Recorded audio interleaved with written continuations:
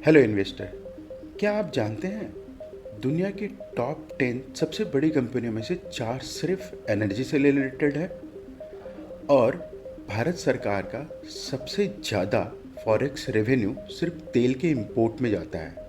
इसी को मद्देनज़र रखते हुए भारत सरकार ने इथेनॉल मिक्सिंग का कार्यक्रम चालू किया था। इसी क्षेत्र में एक कंपनी काम कर रही है। जी हाँ, आपने सही समझा, ट्रू ऑल्ट। ये कंपनी ने 54% का रेवेन्यू में ग्रोथ और 361% पैट में ग्रोथ दिया है। 839 करोड़ के आईपीओ को ये मार्केट में लेके आ रही है। चलिए देखते हैं क्या हमारा इसमें पैसा बनेगा।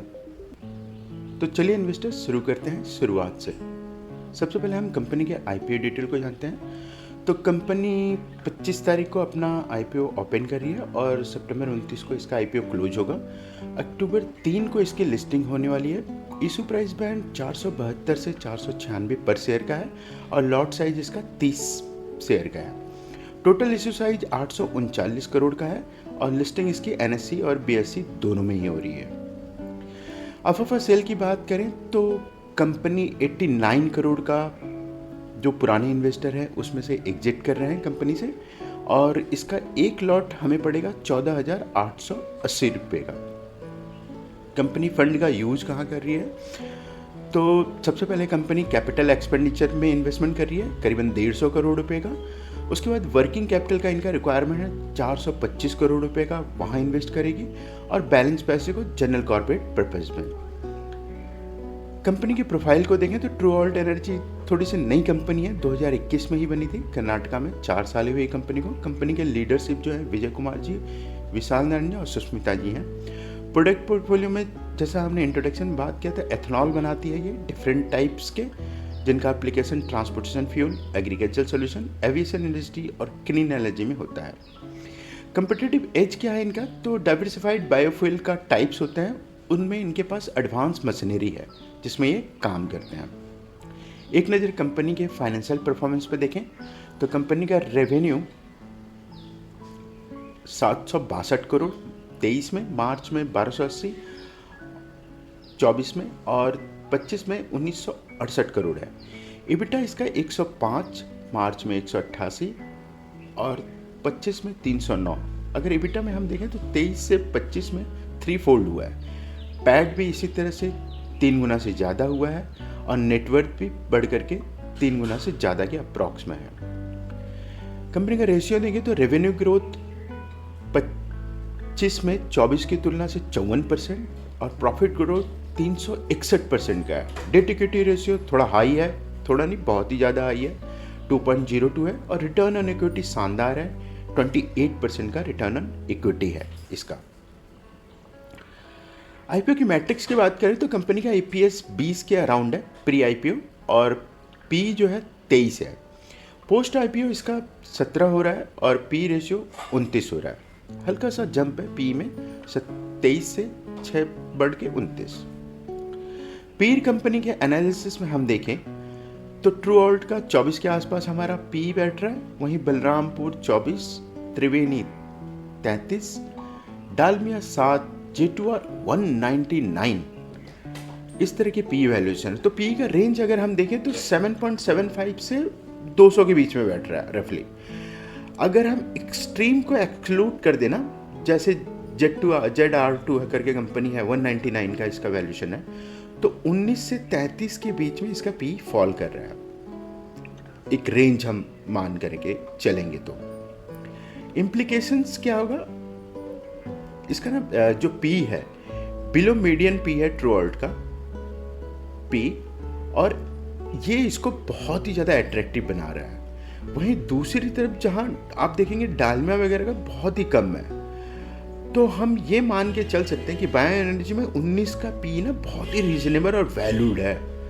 इस हिसाब से अगर थोड़ा सा ग्रोथ रेट जैसा हमने देखा ग्रोथ है, रेवेन्यू में भी ग्रोथ है, इबिटा में भी ग्रोथ है और पैट में तो शानदार ही ग्रोथ है। इसके साथ साथ गवर्नमेंट का ना इंसेंटिव भी मिल रहा है इनको, बायोफ्यूल पे फोकस हो रहा है बहुत ही ज़्यादा और इस सेक्टर में हाई पी मल्टीपल जस्टिफाई हो रहा है, तो पी बिल्कुल सही है।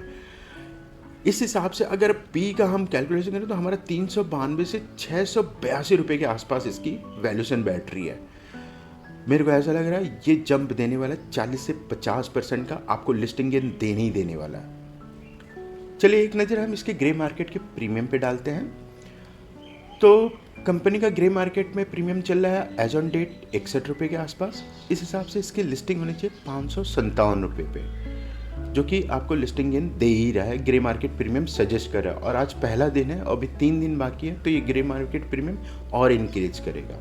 चलिए कंपनी के एक नज़र स्वेट एनालिसिस पे डालते हैं। तो सबसे पहले स्ट्रेंथ देखते हैं। तो कंपनी का लार्जेस्ट एथेनॉल प्रोड्यूसर है इंडिया में।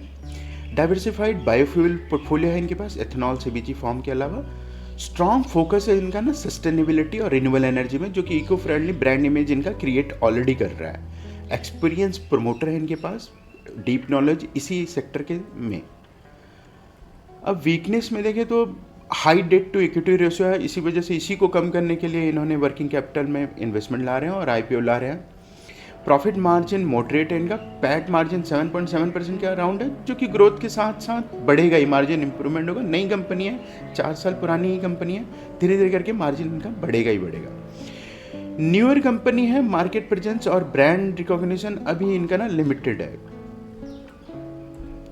हम अपॉर्चुनिटी की बात करें तो गवर्नमेंट ने ना इंसेंटिव दे रही है एथेनॉल बिल्डिंग के, रिन्यूएबल एनर्जी पॉलिसी सपोर्ट इनका स्ट्रांग है। राइजिंग डिमांड है बायोफ्यूल और ग्रीन एनर्जी का। पेट्रोल को सस्ता बनाएंगे तो राइजिंग डिमांड रहेगा ही रहेगा, हर कोई इसकी तरफ जाएगा। एक्सपेंशन प्लान है, सस्टेनेबल एविएशन फ्यूल है इनके पास, 2G एथेनॉल में फ्यूचर ग्रोथ ड्राइव के लिए। एक्सपोर्ट अपॉर्चुनिटी इनके पास बायोफ्यूल में फ्यूचर में रहेगा और ऑर्गेनिक फर्टिलाइजर में भी इनका प्रेजेंस रहेगा।